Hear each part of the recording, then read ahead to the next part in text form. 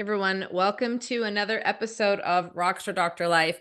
This show is a little close to my heart. My youngest son is hoping to be a chiropractor, and he is hoping to go to the school that today's guest is the current president of. I was privileged enough to meet Dr. Kelly Holt when he and his team were traveling across Canada from New Zealand and stopping to connect with students and seeing the passion of everyone there and the excitement really invigorated me in another type of way that I haven't felt in a long time, even though I love chiropractic 23 years later.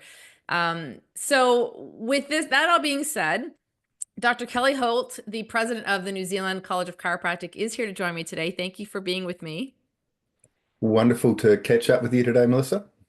We have lots of different things to talk about. When we talk about growth, we can talk about growth of the profession from your vantage point. I have to be honest, you could be, and I apologize, I meant to go through and look at this.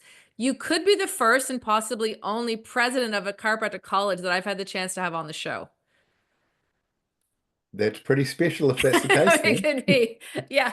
The only thing I know that I interviewed Dr. Ron Oberstein and his wife. Whether that was when he was president at Life University or not, I'd have to go back and look. But in any event, I know that your time is precious and you have a lot of different things that you're dealing with. So I really appreciate, as well as the time zones that we're dealing with. But when we think about the things that you've observed, being president of a college, growth of the profession, growth of the students into doctors. You have a lot of wisdom, I'm sure, and personal stories that inspire you every day, I gather. Yeah, absolutely. Our college vision is a world of people expressing optimal potential, and we hold that very, very close. And clearly, when it comes to chiropractic, that's about more people getting under chiropractic care, more people getting checked and adjusted so they function at their optimal potential. So the idea of growth within our profession, I think about it every single day. Yeah. Because if we have growth, if our graduates are thriving in practice, then we're taking that step closer to that vision. And something that comes to mind for me is knowing that your clinical requirements for docs, students to graduate into doctors, is quite high. I think it's the highest, correct me if I'm wrong, is it the highest number of clinical hours comparatively to other schools right now? Yeah, I believe so. It's the number of visits that they have to see before they graduate from the college. They have to have 500 visits where they're checking someone's spine. Hmm. Um, and I believe that that's the highest there or thereabouts. But for us, that's a minimum. That's not the target that they're aiming for. Hmm. We actually set our goals much higher than that. We want our students to graduate with 750, 1,000 visits. And that's because the more people you connect with, the more spines you get your hands on, the better you're going to be not only at adjusting, but at communicating. And the Mm. communication aspect of chiropractic is so very, very important. And it's not a skill that a lot of younger people have these days because I think we've almost lost that art of communication somewhat with everything that happens online, social media, and what have you. So we want them to have as much experience as possible. Like I say, that 500, that's the bare minimum. We want them to be going way higher than that to give them that kickstart, that head start heading into practice. And so for these young students who are just becoming, proficient in their skills and in communication with your instruction and the faculty there, what are some of the ways that they are finding, attracts people into their practices? I think there's some great takeaways potentially for docs in practice for 10 years, 20 years, and 2 years of the things that the students are learning. Well, we go pretty old school. A lot of it is screenings, getting out there into the Mm. community. So we probably have with our interns maybe 50 screenings a month that they're a part of. And they're just getting out and about the community, sharing what chiropractic is, because so few people know about it. Hmm. The average person on the street, maybe 20% of them, 30% of them have any idea what a chiropractor is. The other, call it 70, don't don't know us from another healthcare professional. So our students are getting out there and talking to people. So that's public screenings at events, it's going into workplaces, and it really pays off. Our chiropractic center is humming. Sometimes if there's been a heavy weekend where the students have been doing screenings, we're trying to make room for like 100 new patients booking in the next week, which can be a bit of a challenge, but we make it happen. And one of the really interesting things, I know a lot of chiropractors have turned more towards social media, which is fantastic. That helps get that message out there even further. Talking to some of our graduates last year who run a bunch of successful practices, they were saying, please don't make it too easy for the students. Please don't provide all of the social media opportunities that will mean the students don't need to get out there. And we want to do stuff to help them. We do want to use social media, but that request was, we want your students to be able to build their own practice without having it just delivered to them. So, the students do a great job. They get out there around the community. They're talking to people as often as they can, and it's sharing that message. And that's something that's really, really important to us. We don't want people in our neighborhood going through their lives subluxated because they haven't heard about chiropractic care, because it Mhm. can be life-changing.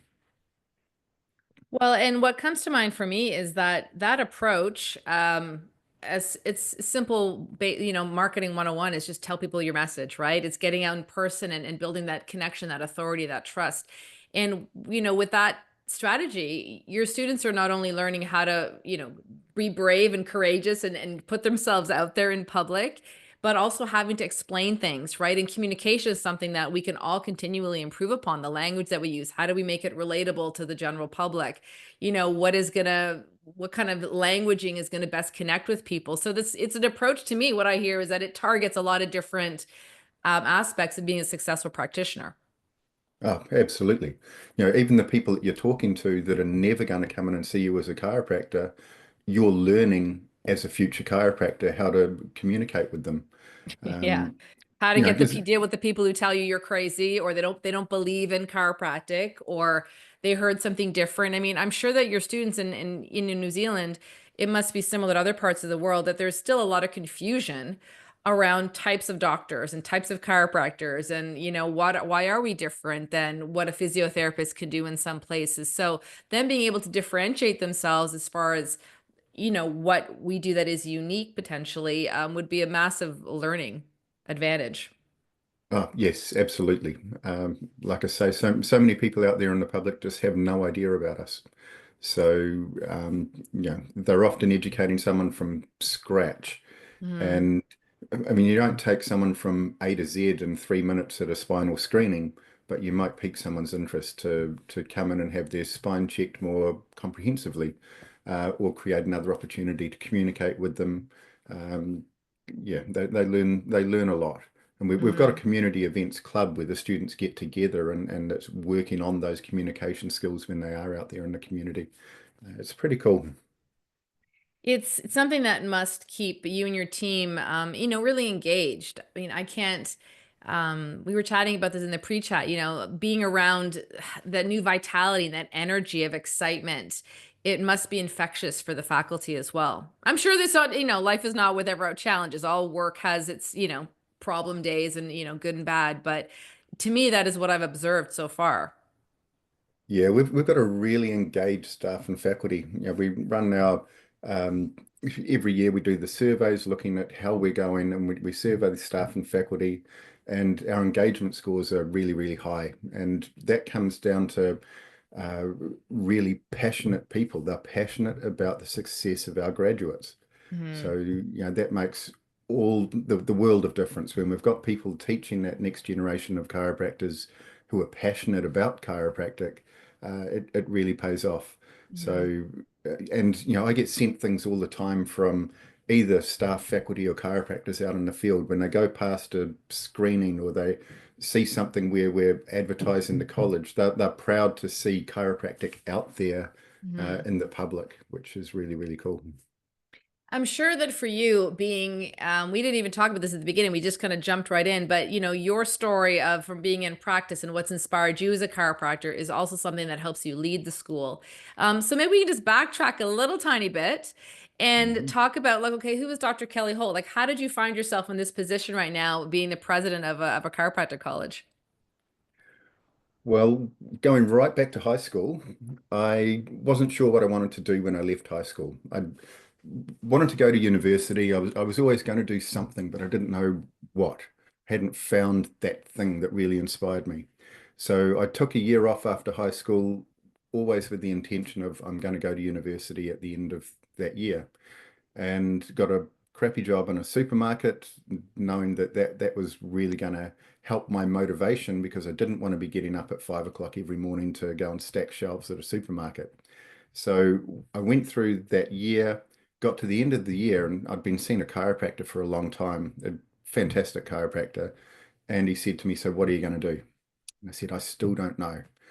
And he said, "I think you'll make a great chiropractor, and we're opening a college here in New Zealand next year. Enrollment's closed tomorrow. Here's an application fee, or application form." So, I'd been seeing him for maybe 10 years, and I would go in there and it was busy and it was high energy, and he was always smiling. And, people weren't walking out bent over crippled, they were walking out looking happy and healthy. And I thought, this is really cool. I didn't really know what chiropractic was about. I knew that he helped me with my headaches. Hmm. So went home and had a read in the encyclopedia about chiropractic because there was no internet at that stage. And it really interested me. I thought this is for me. It makes a lot of sense. So I put in an application the next day, and I turned up to the New Zealand College of Chiropractic on its opening day. And I think there was about 19 of us there. And we very quickly formed a close bond. Going through a brand new program it has its challenges, from accreditation through to just about everything you can imagine. At one stage, I'm sure we had to take toilet paper along with us because we didn't have enough money to pay for toilet paper. It's great to be beyond that. But I graduated, I was passionate about chiropractic, got into practice, and I also wanted to give back to the college because I'd seen how much so many people had put in to give me my education. These days you go to university and it's almost, here's my money, teach me and teach me good and give me a degree. Hmm. When I was going through college, it was people donating so I could be there. If we were running short of cash, the chiropractors would all get around and open their wallets and put money in. And it was often $10,000, $20,000, $50,000 to make sure that our college survived and Mm. thrived. So not long after graduation, I started helping out in the chiropractic center, just a few hours a week, teaching the interns, and then gradually got dragged in more and more. So started teaching some courses, and then got heavily involved in research. So always enjoyed a bit of research and started doing it for 2 or 3 years just as a hobby. And occasionally would think, how come I'm not on the golf course? Why am I doing research over the weekend? I had two young kids, but it was something that really interested me, kept my mind working. So when Heidi Horvath came along to the college, and I think it was 2006, we worked very closely together trying to build a decent research program. And we did that quite successfully over the next 15 years or so. And then in 2021, I was offered the position of president. So it was never really my intention to be the president of the college, or it was never my intention to be a full-time researcher.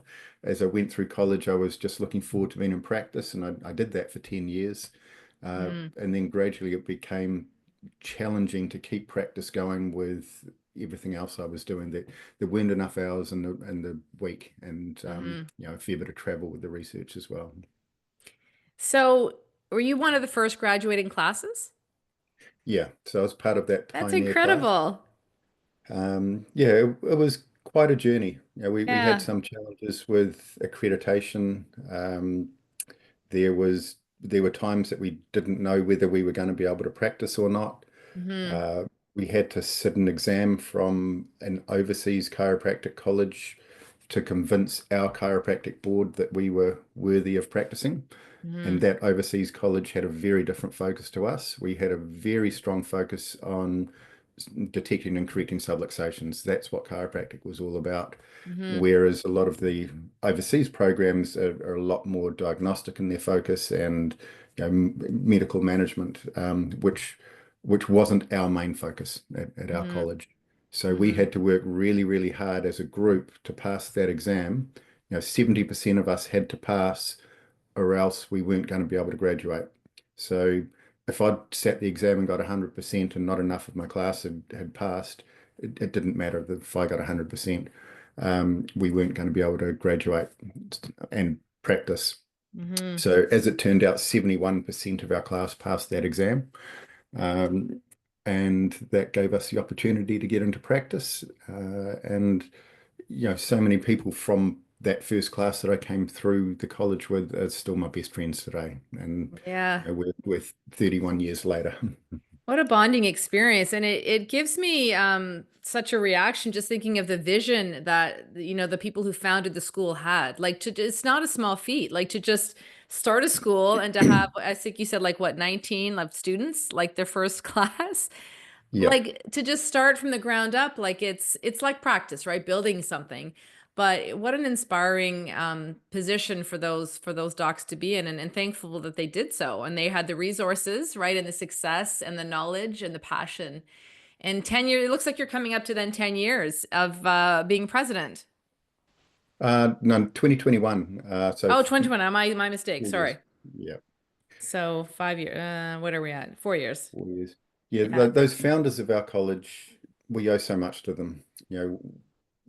I'm so lucky in my job now to be standing on the shoulders of giants. Yeah. They had a vision, they put their blood, sweat, tears, money, everything into the college Mm, because they wanted it to succeed and they wanted to have an impact in New Zealand and around the world on the chiropractic profession and wanted more chiropractors out there in the community serving people in New Zealand and around the world and just kept at it. And there were times where it looked pretty grim in those early years. Setting up a mm-hmm. college from scratch is Mm-hmm. hard work. If you don't have the backing, you don't have a curriculum to begin with, you don't have a big pool of money, you don't have the human resources, but they made it happen. And Yeah.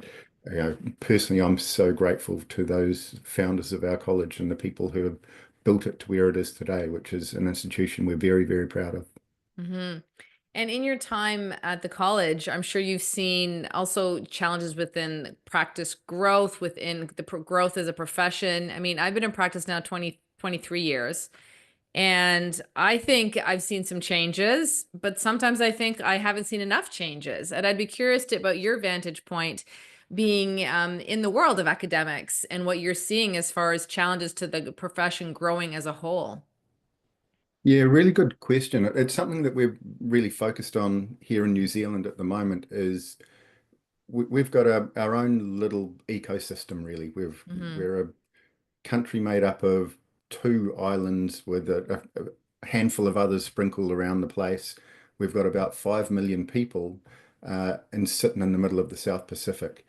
And if you look at the chiropractic profession in New Zealand, about three-quarters of them come from our college. So Mm, we've got this incredible opportunity to increase utilization in New Zealand because we've got so many chiropractors sharing the same message.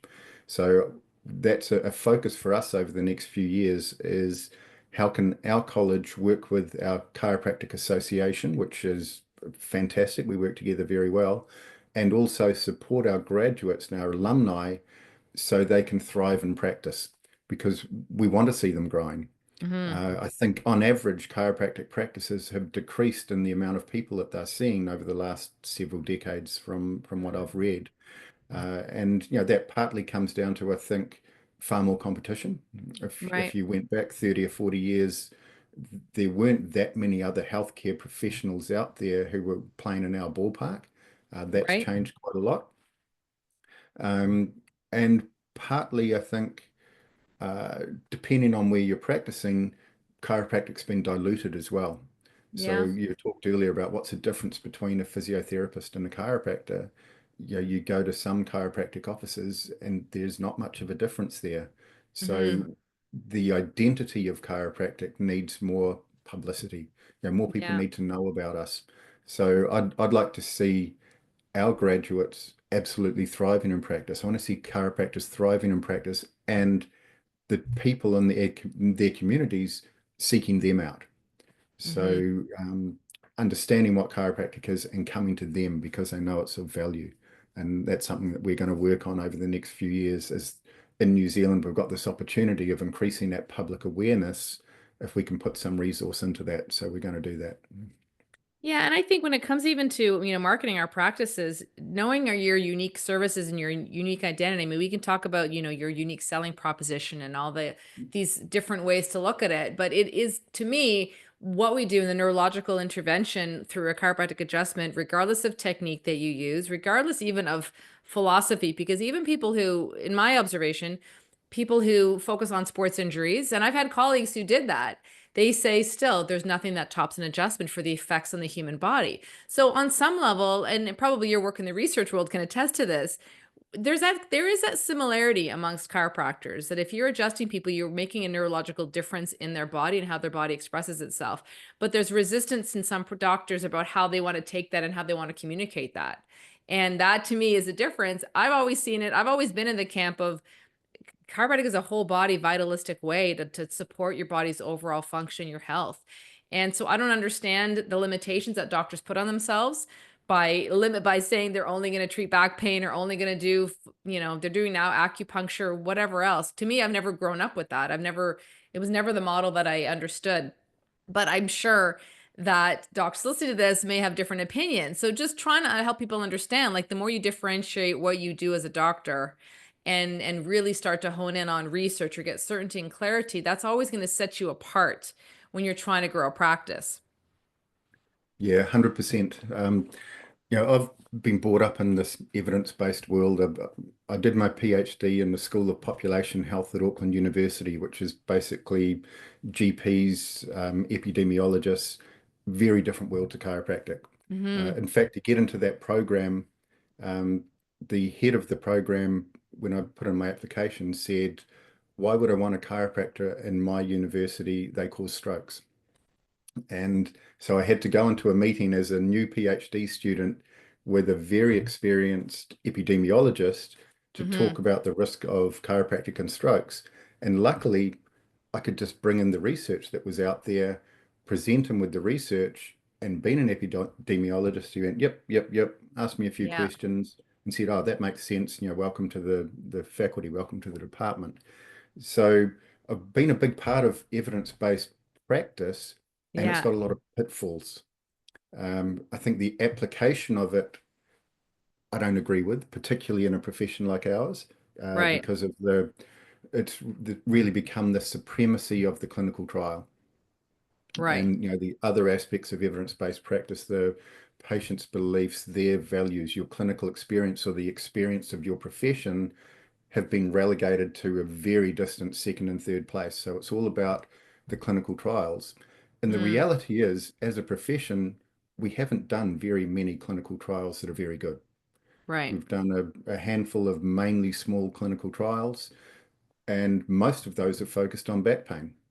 So the chiropractors who are educated with a very much an evidence-based focus, and not saying evidence-based is wrong, it's more the incorrect application of it, Hmm. focus very just on low back pain because that's where the evidence is, and maybe a Hmm. little bit about headaches, but they Hmm. don't want to share the full chiropractic story because we're lacking that research evidence. Right. And it's not because it's not there. It's not because chiropractic doesn't work. It's because we've been too slow getting off the ground doing the studies. And Mm. that's something that we're very, very focused on at our college. We've built a fantastic research team. We've gone from 2 people 15 years ago to about 35 in our research team now. And a whole bunch of those people are looking at big data. So Hmm. what we want to be doing is collecting practice-based data that we can feed into big data models and tell the true story of chiropractic. Right. because what's out there in the research world now doesn't reflect what we see in practice. Right. So, that's a big focus for us. We're still doing clinical trials. We've got some incredible clinical trials that are coming out that are Mm-hmm. focusing on things like immune function and sleep and, Mm-hmm. quality of life, those things that we do see change in practice. Mm-hmm. But we also know if we publish these couple of trials or 8 trials that we've got on the go at the moment, they won't be published for the next year, 2 years, 3 years, 4 years.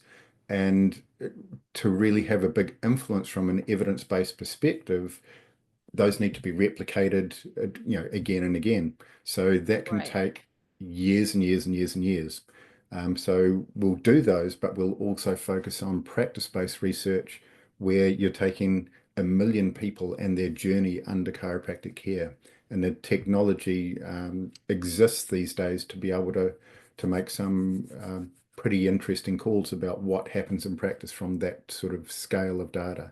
And I Mm-hmm. think when chiropractors have that certainty, because it's out there in the research world, they'll be more open to putting their hand up and saying, yes, I can help you. I'll check and adjust your nervous system and let's optimize your health potential and let's see what happens. Whether that affects your back pain or your headaches, I Yeah. don't know, but it's a good thing if we can do that.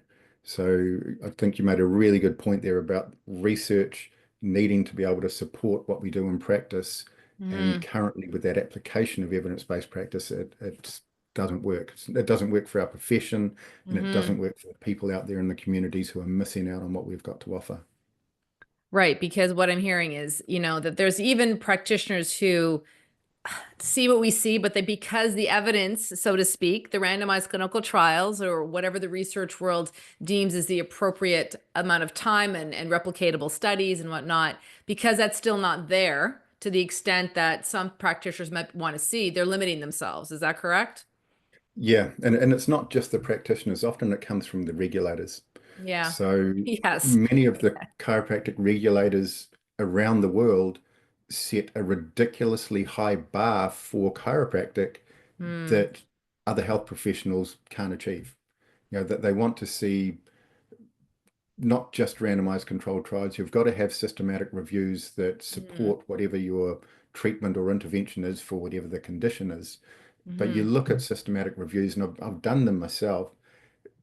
You hardly ever find a systematic review that is really favorable for any intervention. Right. Maybe 3% of them are. But you look at most healthcare interventions that are out there across the field, you don't have enough high quality evidence to really support them. Yet our regulators want us to have that really high quality evidence before we can say anything to someone. Mm. So we're held at a high standard that's going to be very, very hard to achieve. So even if chiropractors want to share the chiropractic message, sometimes it's, let's go into a dark room, turn the lights off, and everyone turn your phone off, and I'll tell you about it because Right. they don't want the regulators to find out. So we Yeah. need to push to have a more common sense approach from the regulators around the world as well. It must give you a really unique vantage point having worked in, doing your PhD and being in that world and having this hat and this experience as a vitalistic chiropractor as well. Yeah, it's very, very interesting because, I hang out with a lot of scientists who are outside of the chiropractic profession. Yeah. And the interesting thing is when we talk about our research, they get it better than many, many chiropractors Hmm. because a lot of chiropractors have been brought up with this idea that a subluxation doesn't exist. We should be focused on, we should be back care specialists. And so when we start producing this research, which looks at, immune function, sleep, Mm-hmm. quality of life, other aspects of function that extend outside back pain, when you're talking with scientists, they go, oh, that's really interesting. I wonder what the mechanisms are there. Mm. And we start discussing subluxation from a neurophysiological perspective, and they'll go, oh, that makes sense. That Yeah. that sounds perfect. Then you go to chiropractors, and it will be, oh no, your study's wrong. There's a placebo effect. There's blah blah blah blah blah. So they're wanting to put Mm. your research down because it conflicts with their idea of chiropractic, which is a shame. Yeah, that's wild to hear. I mean, that the scientists are essentially more open-minded than some chiropractors. It's really interesting. When Yeah. we publish our research, it's not often these days that we actually publish in chiropractic journals. Hmm. And one reason being, if you look at, where journals rank, you got Nature way up here. Most chiropractic journals are relatively low ranking. Right. Um, and trying to get a paper published in those fairly low ranking journals that don't have a lot of impact is difficult because many of the reviewers fundamentally disagree with where we're coming from a chiropractic perspective. Hmm. Trying to publish the word subluxation in some of these journals is really hard. They Hmm. don't want to do it because a reviewer will say, no, use, well, whatever the term is these days for a subluxation, which tends to be something like an area of the spine that will respond to a chiropractic manipulation or something silly like that. Hmm. Whereas we can go to the higher ranked journals that have more impact, that will have more reach. We can publish a chiropractic paper easier because we'll have neurophysiologists, we'll have other scientists that don't have that fundamental disagreement with our approach to chiropractic. So we can define what a subluxation is Hmm. in scientific reports, which is a good journal, but we'd struggle more in some of those chiropractic journals, which is yeah, it's a shame. Yeah, I mean, I feel it would be pertinent for us to talk for a few minutes here about what projects you guys are working on right now in the research department of the school. Certainly, I did try to have actually Dr. Heidi on the show when it was in production previously, and our schedules just didn't align. Maybe you can put in a good word for me. We can get her on the show again, because I know that her research has had, dramatic effects on a lot of doctors' practicing styles. So, maybe we can talk a tiny bit, little bit about some of the key findings of some of her work and her maybe the areas of focus. And I'd love to hear maybe what you're working on right now, the school is working on. Yeah, trying to nail Heidi down is hard work. She's in hot demand. I caught up with her yesterday, Yeah. and it's probably been a good couple of months since I last saw her because I was Yeah. traveling, she was She was traveling, on and tour so too, right? Yeah. yeah, yeah. But over the course of the last 20 years or so, we've published a lot of research studies, Mm-hmm. and those really started off looking at, from a basic science perspective, what happens when someone's adjusted. Hmm. What happens in the nervous system. In those very early studies, if we're going back to the early 2000s, the, we didn't really know what a subluxation was. Hmm. And we didn't know what impact adjusting a subluxation was going to have on on the nervous system from a neurophysiological perspective. So those early studies were trying to work out when you get adjusted, does the change in the nervous system come from the brachial plexus? Does it come from the spinal cord, the brainstem, or higher up in the cortex? And what we found in those early studies was it's cortical related. So the Hmm. brain changes, and the way that the brain and body communicate changes. So we've gradually done many, many studies over the years looking at things like joint position sense, proprioception. How does that change when you get under chiropractic care? And many things that we see in the nervous system, they change straight away. But Hmm. what we've also found is some things take longer to change. Hmm. So, we'll see strength changes. You'll see a change in strength straight away, but you might not see a change in the function associated with that strength for a number of weeks. So, like we've done studies in stroke patients where we've seen a 50, 60% increase in strength in weak muscles of stroke patients after a single adjustment. But then we'd follow them for 4 weeks and 12 weeks, and that's where you really start seeing the functional changes. They take longer to come along. Hmm. And some other studies we've done, um, you'll see after 4 weeks of chiropractic care, no change in an outcome. But then at 12 weeks, a very big change, which is something that I think is important for Hmm. chiropractors to understand. Because usually by 4 weeks, if you've been checking and adjusting someone and you haven't seen the improvement that you want, either the chiropractor or the patient has decided that chiropractic doesn't work. Hmm. But what we're finding is particularly those more complex changes in the nervous system take longer to come along. So, we've done a lot of work with proprioception, motor control, um, strength, all of those sorts of things. And more recently, we've moved more heavily into looking at the impact of chiropractic care on people with ADHD and Parkinson's and Alzheimer's. And our big studies at the moment that we're working through, it's data that we collected over in Pakistan because we Mm, can work in hospitals over there. So we sent one of our graduates over to Pakistan right in the middle of COVID, and he turned up just as the entire country closed down, but he was still able to go into hospitals and start working with the patients that were in hospitals. Even outside of the early studies that we planned on doing, we were able to expedite ethical review for him to get in and adjust people who'd had spinal cord injuries, which was really hmm cool. hmm As things began to open up, we were able to see more people, and we did a couple of clinical trials, one in adults and one in kids, looking at things, like sleep, quality of life, immune function, stress responses, and that data we're just analyzing it now. We've got the preliminary results, and they're really cool. They really blew me away as we're going through hmm because some things changed straight away. Some things were changing after a few weeks. Some things had only just started to change after 12 weeks. And we hmm followed them out to 16 weeks of care.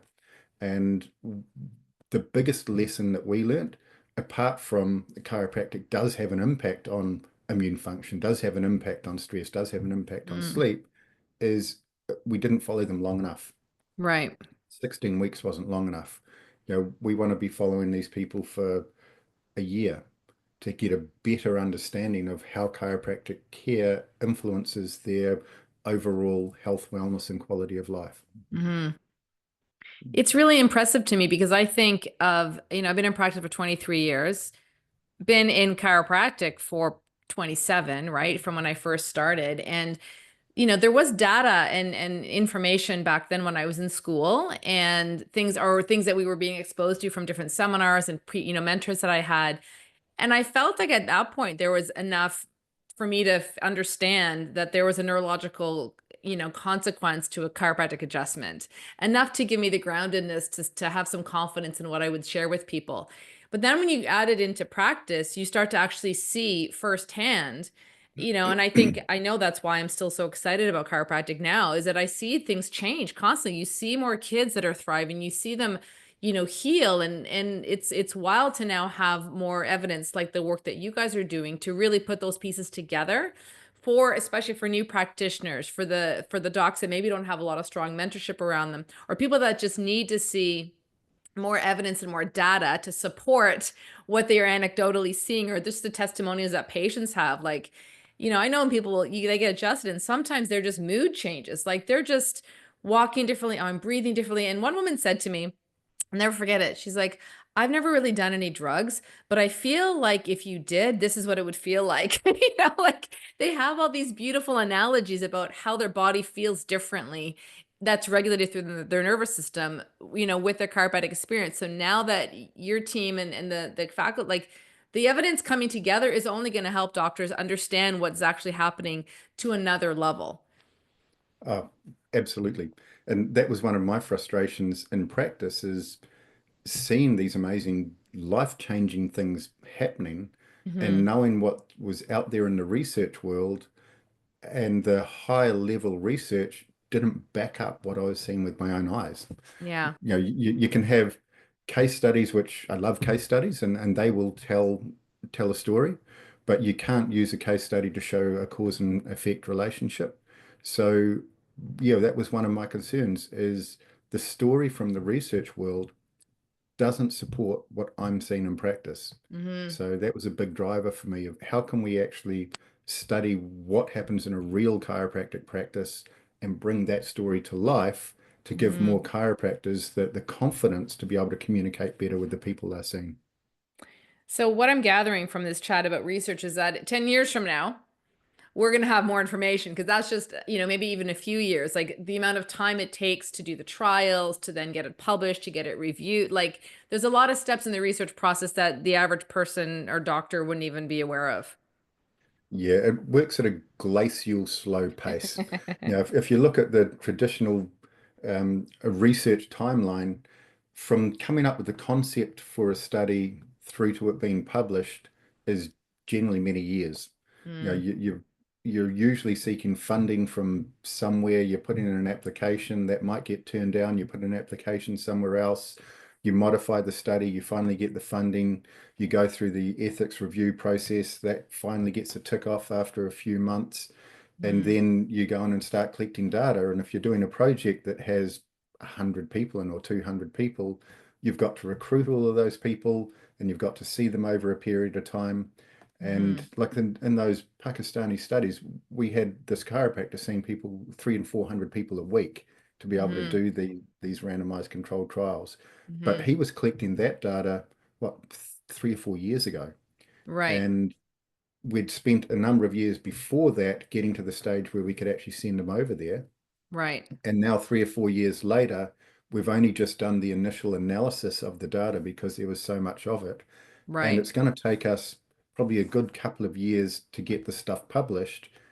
Once it is published, to socialize it amongst the chiropractic community, that takes a while.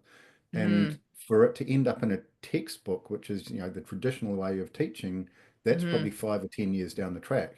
So from the concept through to something getting into a textbook might be 15 years, Yeah, which is painful.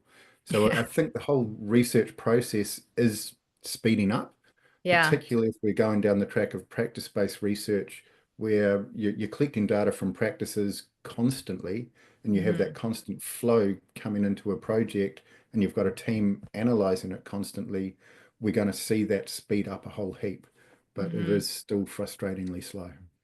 So if doctors are listening to this and they are, inspired by the amount of research that you're doing, are there ways to get directly involved? I mean, maybe I guess to support research with donations, but are there opportunities for doctors to do like contribute to research by getting involved in their practice based? Yeah, absolutely.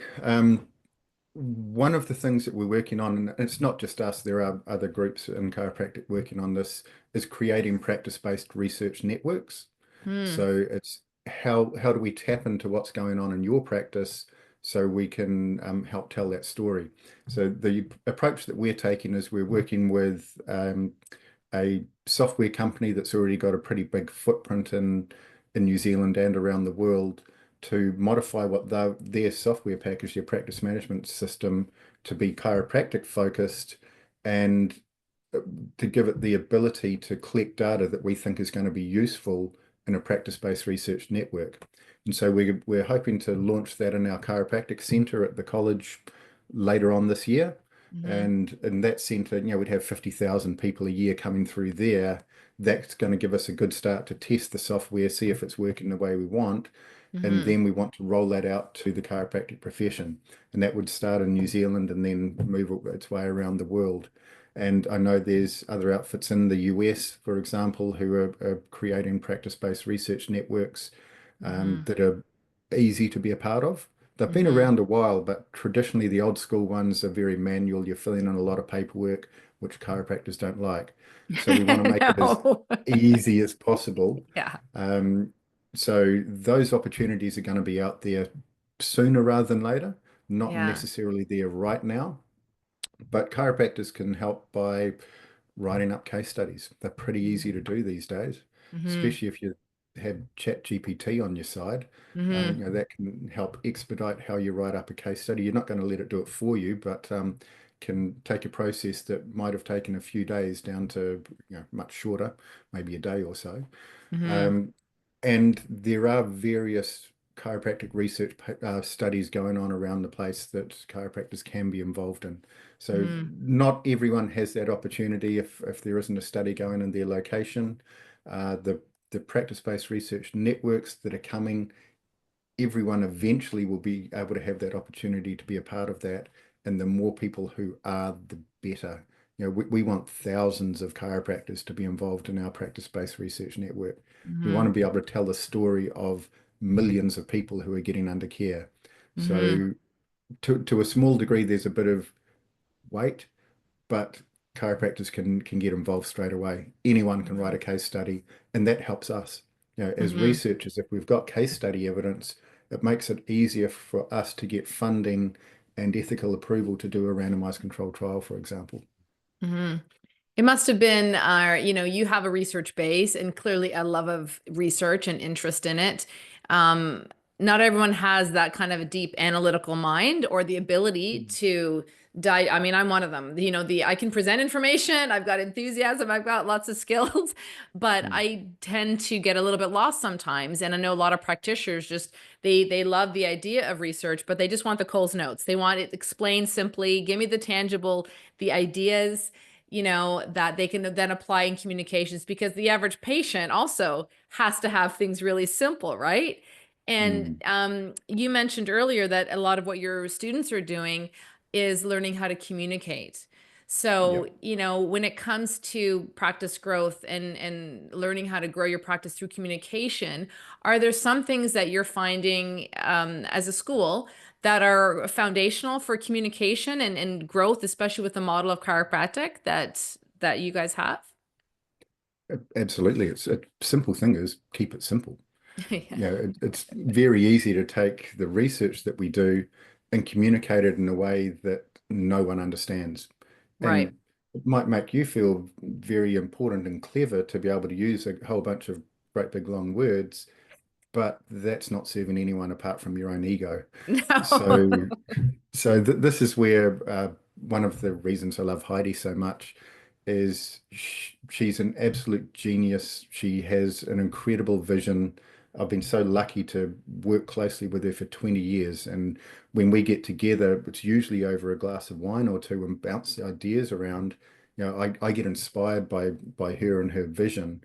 Hmm. And she has a great ability to take these very, very complex neurophysiological principles and research studies that we do and turn them into something that chiropractors can understand and help them to communicate in a way that their patients understand. Hmm. So it's all about taking something that is actually quite complex and Hmm. communicating in a way that's understandable without um, without changing what's actually being done. It's Right. easy to simplify something and tell a few porky pies in there. Yeah. But you can do this in a way where it's staying true to what the research is actually saying and Yeah. it's easily communicatable. Yeah, I love what you said about just keeping it simple. I think that we do tend to, overcomplicate it sometimes with and meeting people where they're at and what they can understand is so key. If you see kids in your practice, you have to be able to talk about it in a simple way. So that's Yeah. been something that I've, appreciated in my own practice. I'm glad that Dr. Havoc keeps you inspired, because clearly, it takes someone with a vision and inspiration to lead a whole college. So, in addition to Dr. Heidi, I mean, what are the things that keep you excited and inspired day to day in the chiropractic profession? Um, I'm pretty focused on growth and Yeah. what impact can I have? How can I help advance the profession? How can I help bring our vision to life? So, what can I do for the profession to help them to be better chiropractors, to see more people? So, we're just looking at our strategic plan at the moment for the Hmm. next 3 years, and there's some pretty exciting things in there. One of the things that I want to bring to life is a postgraduate program. We've Mm. spoken about this at the college for quite some time, and we're at the stage now where we've got a big enough crew of highly qualified people, PhD researchers, excuse me, to be able to teach a chiropractic focused postgraduate program. So we're aiming to launch that in 2027, and it will have streams that can lead to a master's degree, but also exit points after a postgraduate diploma or postgraduate certificate. So these are all accredited programs, accredited courses, looking at chiropractic and families, chiropractic and kids, Hmm. looking at neuroscience, looking at chiropractic philosophy, education, governance, and leadership. So we're looking at a whole bunch of different aspects of postgraduate education that will help chiropractors to do a better job. It'll help chiropractors who want to get into academics or a governance or leadership position to help upskill them so they're not just learning on the job. So that's one thing that interests me. Hmm. One of the other real biggies is technology. Mm. So there are so many opportunities to use more technology in practice to help what we do, to help better understand the nervous system function of the person who's in front of us and whether that's changing in a way that that is appropriate or not. You know, are they progressing the way that we would want when they're under care? So how can we use technology to help us provide better care? How can we use it to better understand whether we're going in the right direction or not with the person that we're seeing?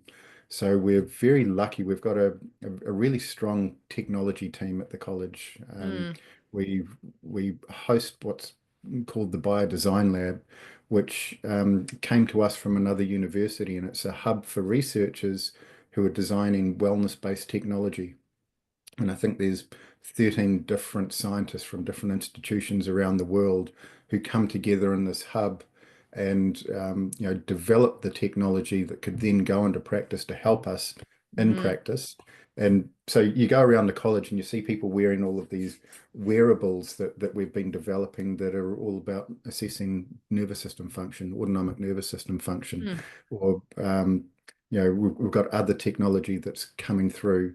We're very focused on utilizing the skills that we've got in our team to develop technology that can then influence practice and also influence education.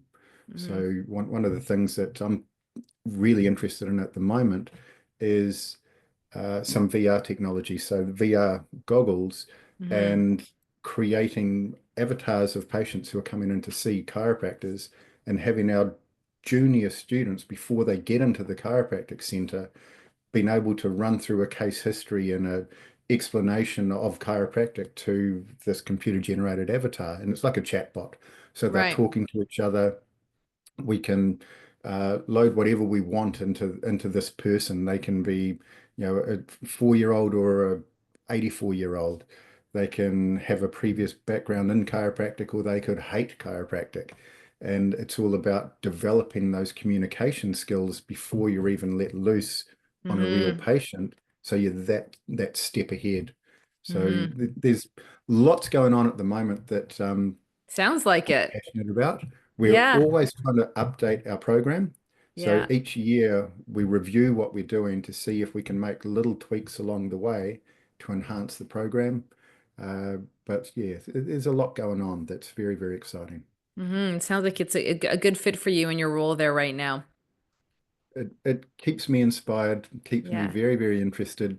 You know, we've yeah. got opportunities that we've never had before as a profession, or we've never had before as a college because of the incredible talent that we have on site.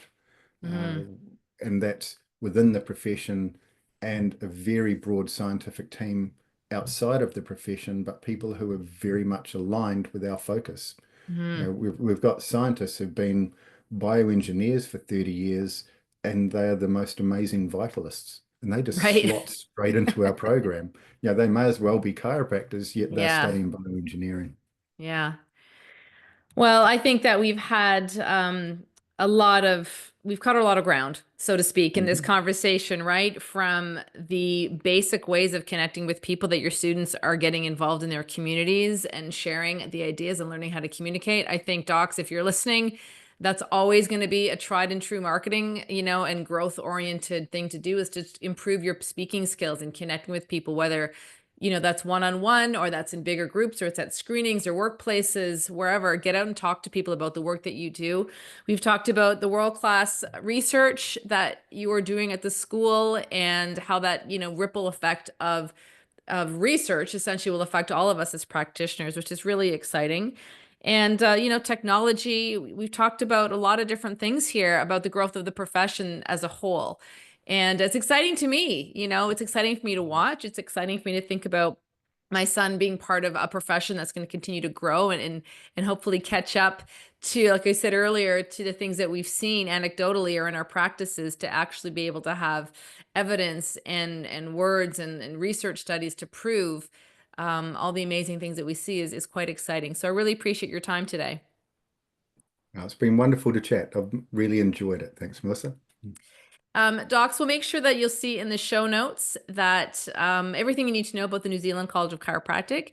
If you have questions for Dr. Kelly or the team, hopefully we can maybe even link in some of Dr. Heidi Havoc's work, and how that can influence your practice. But I certainly encourage you to follow what they're doing and give them some support because, as a profession, we all benefit.